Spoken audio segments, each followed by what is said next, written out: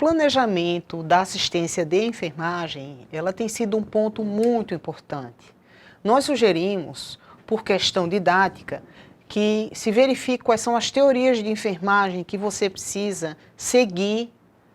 para que logo então você tenha conhecimento dessas teorias e então você planeja o seu cuidado de maneira adequada. Por que é tão importante? Quando você conhece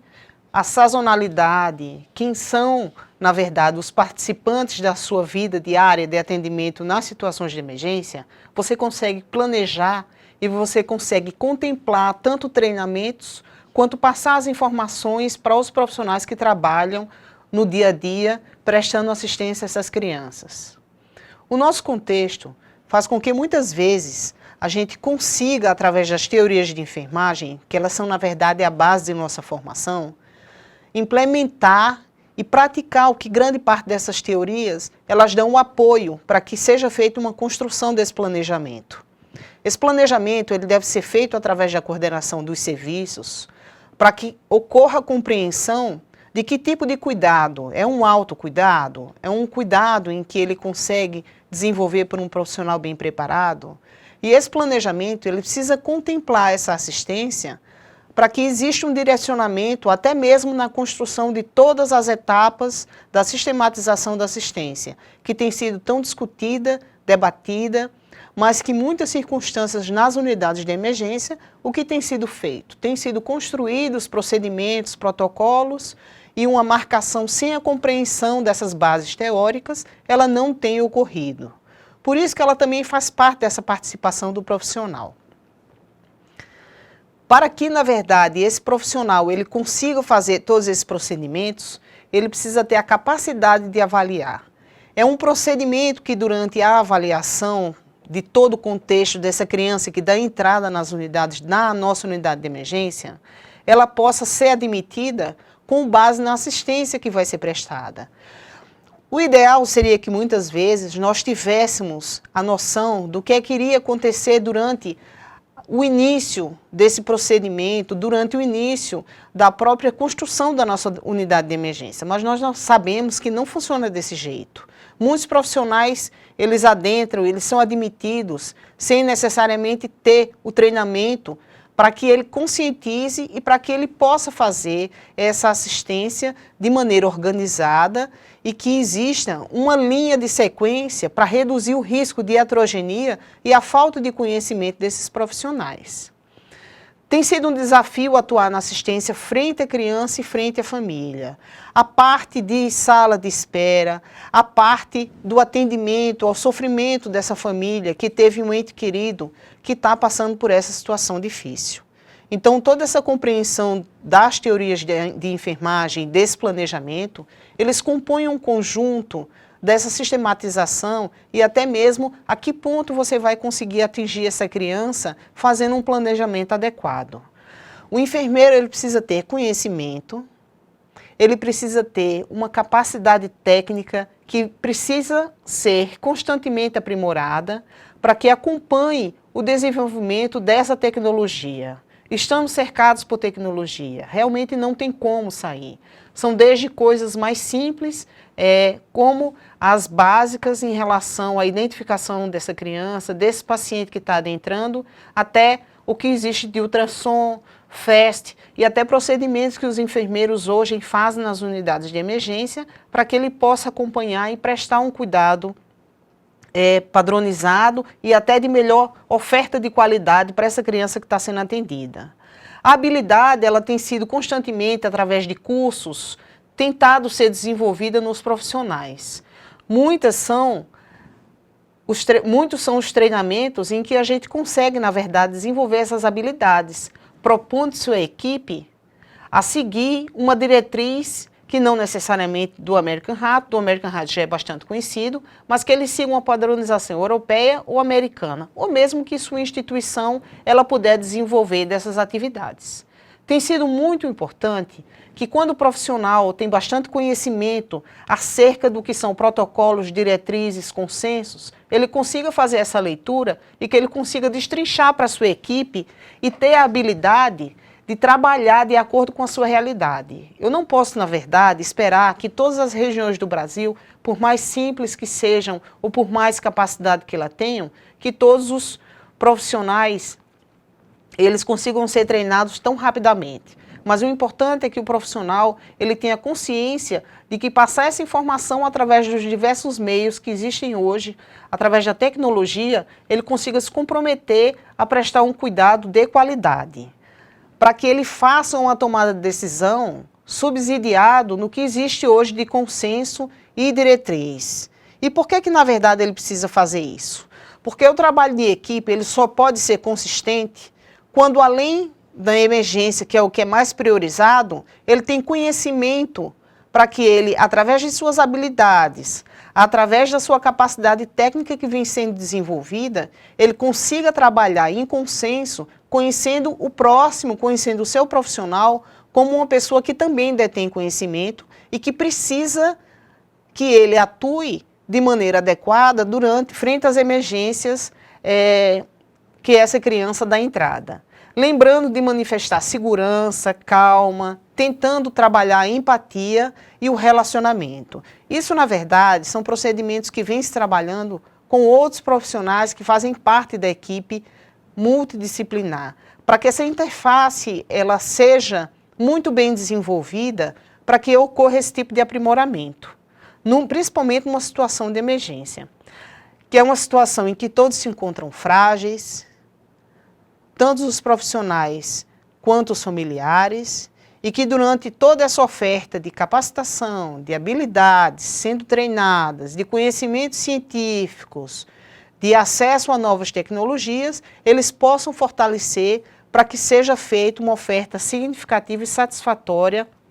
desse atendimento. Agora, um dos itens mais importantes é que, antes mesmo dos profissionais começarem as suas atividades, as instituições forneçam, através de reuniões regulares com pessoas, com profissionais do corpo, da área de saúde, da enfermagem especificamente, os técnicos e os enfermeiros, que são os protocolos institucionais. Por que ele é tão importante? Sendo conhecedor das teorias de enfermagem, é importante que o enfermeiro consiga fazer essas intervenções para que os protocolos que vão ser instituídos, eles consigam atender a demanda e a realidade que existe dentro desse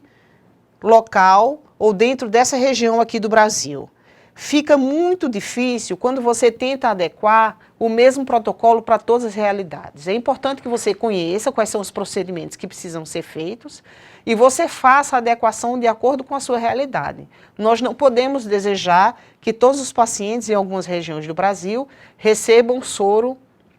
aquecido, porque muitas vezes, grande parte do ano, ele tem temperaturas extremamente elevadas, que eles podem ter outros tipos de associação ou de complicações. Então, esses são um dos fatores que os protocolos, eles sugerem que sejam feitos isso, mas, levando-se em consideração a sazonalidade da região do Brasil e os profissionais que compõem e conhecem a característica da sua região, eles possam, de maneira positiva, fazer as adequações que são necessárias para que aquele protocolo, com os consensos e diretrizes, eles possam ser aplicados de maneira regular para que os profissionais eles tenham uma adesão significativa.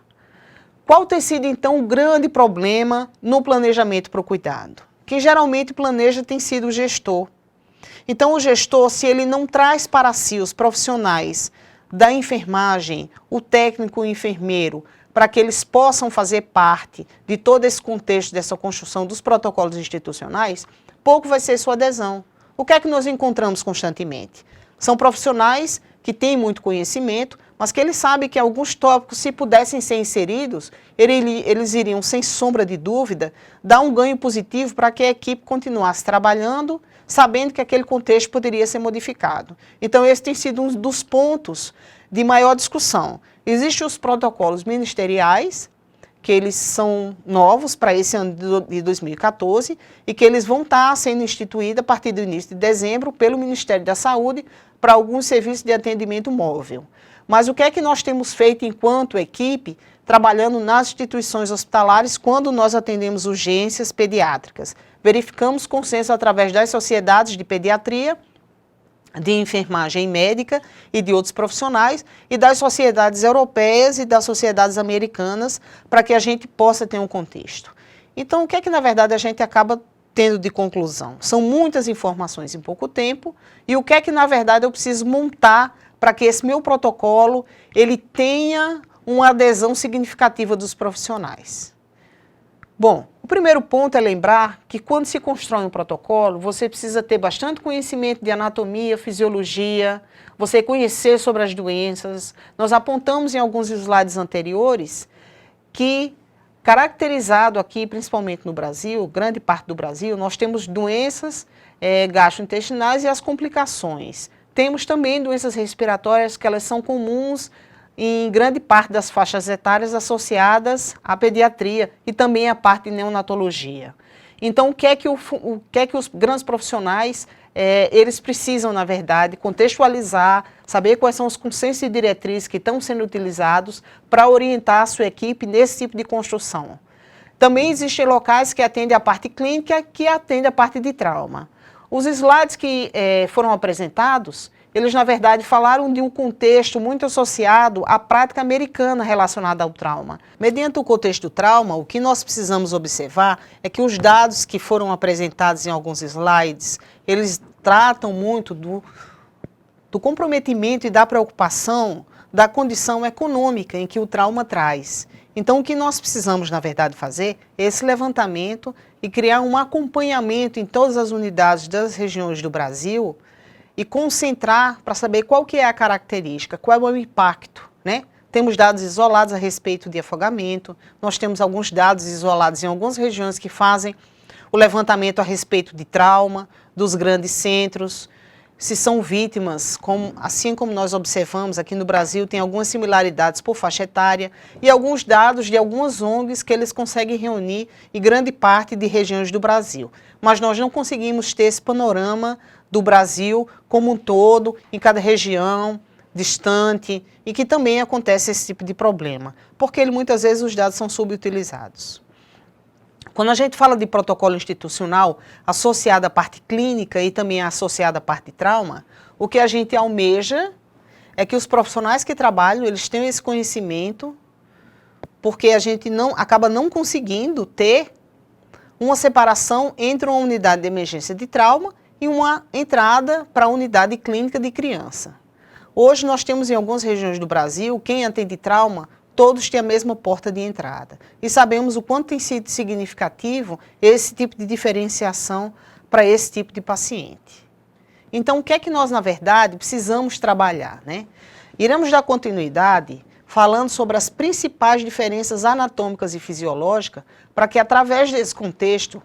a gente consiga acompanhar e mostrar para o profissional, através dessas videoaulas, o quão é importante conhecer essas diferenças anatômicas e conhecer as alterações fisiológicas. Trabalhando bem nesse contexto, nós vamos, durante todos esses dias, verificar que a criança, desde o recém-nato até as crianças até os 12 anos de idade, existem diferenças significativas e que essas diferenças fazem com que, conhecendo a diferença anatômica e fisiológica, você possa trabalhar o seu cuidado, você possa preparar o teu material na tua unidade e você possa também requerer quais são os equipamentos mais comuns e que devem ter numa unidade de emergência, né? Conhecendo todas essas características, vai se compreender também por que alguns equipamentos eles são comuns nas unidades de emergência e por que os profissionais precisam receber esse treinamento. Porque ter bons equipamentos, isso é de excelente qualidade. Agora, trabalhar e saber adequá-los a cada realidade clínica, quer seja uma gastroenterocolite ou quer seja uma criança com infecção do trato respiratório, ou mesmo da parte de trauma, essa criança que caiu de alguma árvore, essa criança que sofreu um atropelamento, ou essa criança que sofreu algum tipo de violência, quer seja no seu próprio domicílio, ou enfim, nas características diversas que nós encontramos com dados relacionados. As crianças relacionadas à parte de diferenças anatômicas têm sido bastante significativo. Elas apresentam o tamanho das estruturas anatômicas diferentes da dos adultos devido ao tamanho e à maturidade fisiológica. Nós podemos observar que a estrutura dessa criança, ela pode ser observada desde a sua constituição, né, a região occipital da criança, nós podemos observar que até aproximadamente 1 ano, 1 ano e 2 meses, ela vai ter diferença significativa em relação ao tamanho da sua cabeça. Por isso que é tão importante saber desse reconhecimento e começar a caracterizar entre o adulto. Até mesmo a posição em que você vai atender essa criança na tua sala de emergência, ela vai fazer com que você faça algumas observações, faça uma retificação, para que você não tenha um comprometimento do que, na verdade, é a principal causa de parada e complicações em criança, que é a parada respiratória. Diferente do adulto, que já tem uma constituição anatômica de acordo com o seu desenvolvimento, assim como as crianças maiores de 1 ano e 2 meses, nós temos essa diferença significativa da região occipital. Assim como nós temos da região da cabeça, nós também temos diferenças anatômicas da parte respiratória, que esse tem sido um foco de trabalho extremamente importante, porque as crianças têm uma característica da via aérea, com característica de ampulheta, né? Elas têm uma via aérea mais larga, inicialmente, e elas têm uma parte mais estreita, chegando até o pulmão. Por isso que muitas vezes essa criança tem um aumento significativo da via aérea, da pressão, e ela facilmente também faz obstruções de vias aéreas. Diferente do adulto, que tem uma via aérea retificada, e que ele não tem essa diferença anatômica, porque ele mantém uma estabilidade em relação a essa diferença anatômica. Por isso que é tão importante que a gente conheça tudo isso e que a gente consiga acompanhar para fazer essa compreensão necessária da obstrução das vias aéreas em criança ou mesmo em adulto.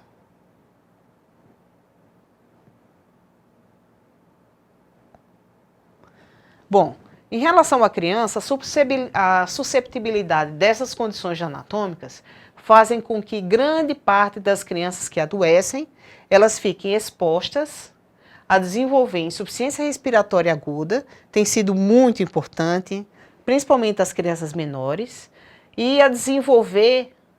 uma obstrução do fluxo aéreo, devido ao uso da musculatura acessória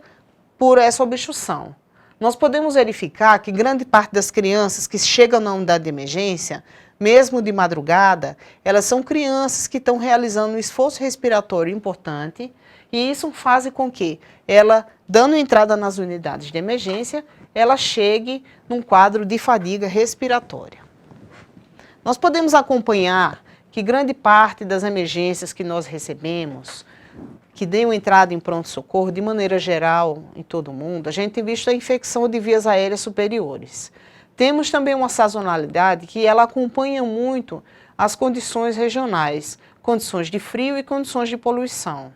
Muitas regiões do Brasil têm acompanhado esse índice significativo e preocupante de crianças que dão entrada nas unidades de emergência ou de pronto-socorro e elas desenvolvem um quadro agudo e recorrentes são essas entradas. E sabemos muitas vezes que os profissionais que são recebidos na unidade de emergência por essas crianças, eles têm uma consciência. O que nós vamos continuar trabalhando é de que maneira essas diferenças anatômicas precisam ser reconhecidas de acordo com cada faixa etária e de acordo com essa faixa etária a gente vai verificar que essas diferenças anatômicas, até mesmo os procedimentos que são feitos e a caracterização da posição anatômica dessas crianças, ela pode ser reconhecida para facilitar então a assistência e até mesmo os materiais e equipamentos que podem ser utilizados. Eles são padronizados através de consensos, de diretrizes, que eles orientam que muitas vezes a obstrução da via aérea dessa criança, ela tem uma causa primária e que ela deve ser rapidamente atingida e deve ser acompanhada para debelar o curso dessas doenças que nós acompanhamos. Bem, nós encontramos, para caracterizar a via aérea inicialmente, a traqueia, né? A criança tem uma via aérea pequena de entrada, nariz e boca, os recém-natos, e elas vão tendo um desenvolvimento, mas mesmo assim nós encontramos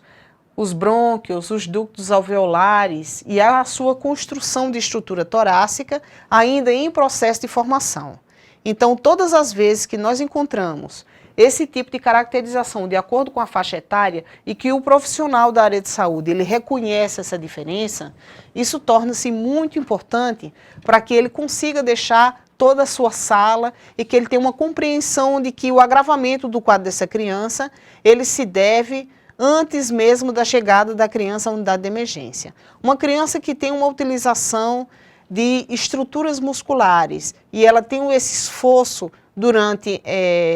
o seu desenvolvimento na sala de emergência, ou mesmo antes, quando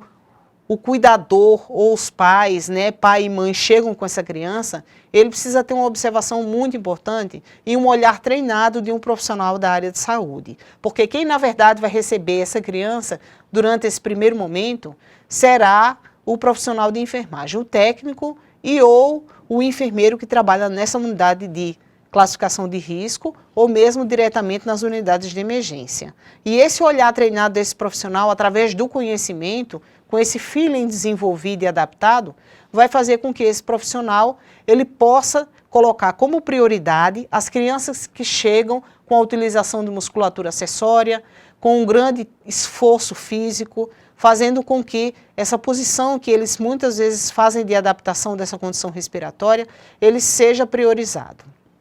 Na verdade, quando nós colocamos como prioridade todas as crianças que dão entrada na unidade de emergência, nós esgotamos as condições de acesso. Hoje nós precisamos, na verdade, ter esse reconhecimento para saber o que se caracteriza como urgência e o que se caracteriza como emergência. E por que isso é tão importante? Os profissionais que reconhecem a parte da anatomia e conhecem a fisiologia do desenvolvimento da criança e também das alterações relacionadas à doença, isso facilita muito esse tipo de classificação. E por que ela é tão importante, essa classificação? Se eu não tenho uma unidade de emergência grande o suficiente para atender todas as doenças ou complicações respiratórias de um período mais frio, ou então que eu tenho uma elevação de taxa de criança que tem entrada, eu preciso treinar e ficar, na verdade, acompanhando todos os profissionais que fazem esse tipo de avaliação, quer seja o nível de agravo ou se ela teve uma melhora do quadro clínico com o que foi ofertado para ela de tratamento. Nós podemos, claro, treinar baseados no que nós já conversamos aqui em suporte básico e avançado direcionado à pediatria, para que os profissionais possam fazer intervenção. Mas antes disso, nós precisamos traçar um plano, nós precisamos treinar a nossa equipe para que eles tenham um conhecimento adequado da parte de anatomia, da parte de fisiologia, e até então nós precisamos fazer o reconhecimento das principais doenças e como será o curso dessas doenças mediante aquela circunstância em que ela é encontrado. Bom, nós tratamos da parte clínica, estamos começando a desenvolver essa parte de anatomia e fisiologia, mas e a parte de trauma, A parte de trauma ela está bem amparada. Por quê? Os treinamentos que serão vistos nesses dias, a gente vai conseguir verificar qual é a sequência de atendimento. Infelizmente, nós não conseguimos fazer na unidade de emergência, nós conseguimos fazer em algumas regiões setoriais, enquanto profissionais da saúde, um grande trabalho de prevenção.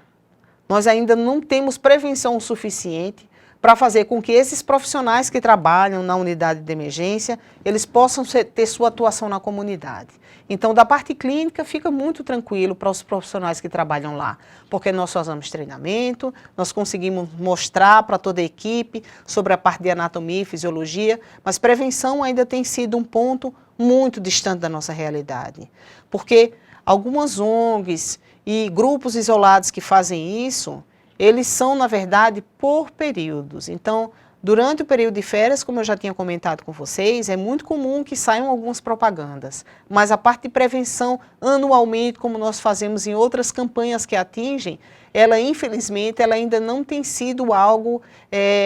como um serviço de conscientização. Por isso que é tão difícil trabalhar nas unidades de emergência, porque creio, grande parte da nossa população crê que dando apenas simples orientações e não sabendo quais são os riscos relacionados ao trauma que as crianças podem incorrer, elas acabam não tendo intervenções diretas. E o que é que acontece? Essas crianças vêm com seus cuidadores na unidade de emergência, então resta aos profissionais trabalhar apenas com o cuidado hospitalar. nós não temos um cuidado de prevenção e nós também não temos um programa de conscientização na atenção primária. E que isso deveria ser um foco muito bem trabalhado para reduzir o risco de que crianças se engasgassem, que tem sido uma das principais emergências no atendimento no domicílio no pré-hospitalar. No intra-hospitalar, crianças com queimadura, crianças vítimas de queda, envenenamento também tem sido um foco bastante importante, e vítimas de engasgo, que em algumas regiões do Brasil,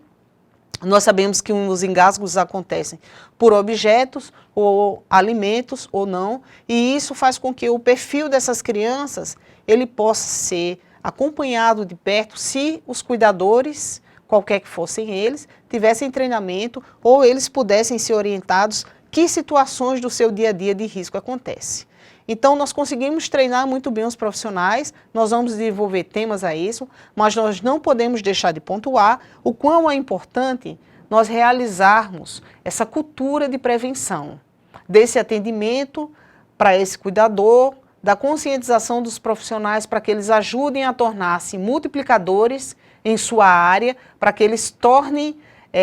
básico a informação de desengasgo, de atendimento ao RCP, ou mesmo a informação em que situações que essas crianças podem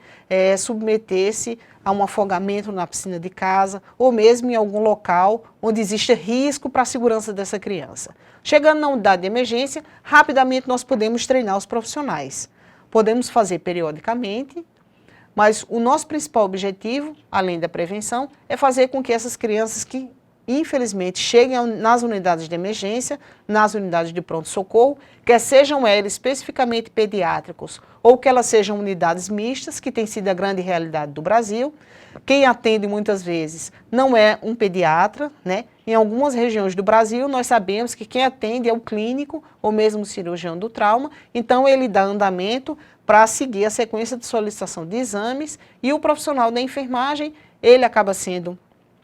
o alvo e o grande objeto de trabalho e de preparo por parte desses profissionais. Por isso que é tão importante cursos que mostrem a relevância do treinamento, que mostrem o quanto é importante a apropriação em relação ao conhecimento das teorias, para que seja traçado um plano ou mesmo instituídos protocolos com o conhecimento desses profissionais que estão atuando nessa área. A leitura de texto, o conhecimento de regras de trabalho, as informações que elas podem enriquecer muito o teu plano de trabalho, elas são importantes. Por isso que nós vamos continuar essa assistência, esse desenvolvimento dessas atividades, realizando a partir desse momento as informações a partir da anatomia, iremos mostrar desde a anatomia do neonato até a anatomia das crianças de 12 anos e iremos contemplar sobre a parte da fisiologia relacionado à parte pediátrica, porque é importante que o profissional, antes de conhecer a doença em si, ele tenha um conhecimento sobre essa informação de como é o funcionamento dessa criança. Por que é que alguns procedimentos eles são indicados, por que precisamos ter precaução com certas ofertas de O2, de aspiração, quais são os procedimentos, por que eu devo retificar a via aérea dessa criança, por que é que até 1 ano e 2 meses ela tem um desenvolvimento adequado, porque os procedimentos que vão ser instituídos, até que idade eu posso funcionar um acesso venoso, né? Alguma literatura ela fala que até o 6º mês que eu posso fazer uma punção em acesso venoso na cabeça. Hoje a literatura já fala até 1 ano e 2 meses, então tudo isso vai ser bastante discutido para que se conheça a respeito da anatomia e para que se compreenda a fisiologia para a partir de então tratar as doenças. Novamente precisamos certificar que há criança que passa e os profissionais que passam por um processo de conscientização do que é a prevenção, eles trabalham muito mais tranquilos em relação a isso. E eles dão sua contribuição para as pessoas que são atendidas. Porque logo após esse atendimento, a parte mais importante que os profissionais fazem é a parte de orientação. Depois que essa criança é atendida, que ele compreendeu o que é que acontece numa criança de 8 meses, numa criança de 5 anos de idade, que sofreu um acidente com bicicleta, ele logo em seguida, após a saída ou após o período que essa criança vai ficar internada, os profissionais eles vão fazer a adaptação, eles vão fazer a orientação aos pais e cuidadores para que eles consigam contextualizar. Nós vamos dar continuidade agora à parte da anatomia pediátrica, que tem sido um ponto bastante discutido, mas nós sabemos que na matriz curricular, infelizmente, em grande parte dos cursos aqui no Brasil e em outras regiões, ele acaba sendo bastante restrito. A parte de fisiologia também, que tem sido um ponto muito importante para que a gente consiga fazer a compreensão até mesmo do nosso plano de trabalho. Por que eu devo deixar determinados materiais na minha sala de emergência para atender aquele tipo de criança que está, na verdade, desenvolvendo essas atividades.